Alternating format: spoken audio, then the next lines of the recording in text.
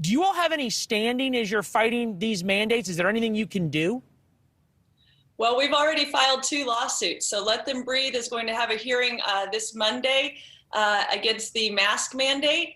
And then we've also filed a lawsuit against the second largest school district in the state that is saying that they're going to actually have an accelerated time schedule for the vaccine mandate, and that they are not going to honor the personal belief exemptions that California state law protects. So we're not only raising awareness and speaking out as parents, but we have taken legal action as well.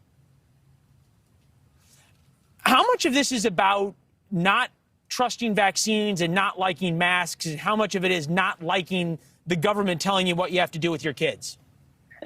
Well, it's definitely some of all of that. We know that the masking is ineffective, it's unnecessary, and it's harming our kids. As far as the vaccines, we know our kids are very resilient to the virus, and that there are no long-term studies on the safety of these vaccines. But definitely over all of that is just that aspect of choice. We're not anti-vax, we're not anti-mask, we're for choice. We shouldn't be co-parenting with the government. Obviously, the government has made a lot of missteps during this pandemic. They need to be listening to parents, and they need to be listening to students. Sharon, as you saw what happened in Virginia, moms who were Biden voters switched to dark red Republican supporters of Glenn Youngkin.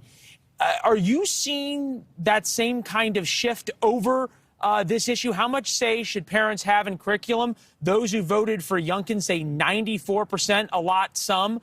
It gives you the feeling that perhaps politicians in other states should take notice. Are you seeing the same thing?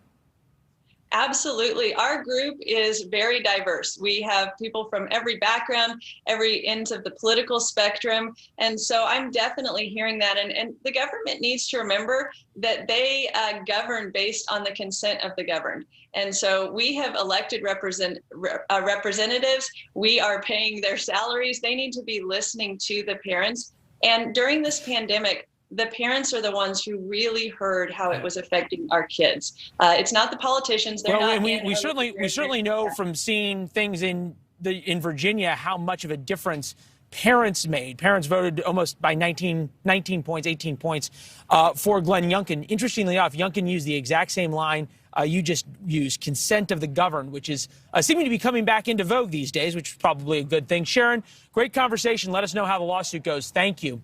Will do. Big story last week, about 450. Thanks for watching. Click the red subscribe button below so you can get more of NewsNation's fact-driven, unbiased coverage.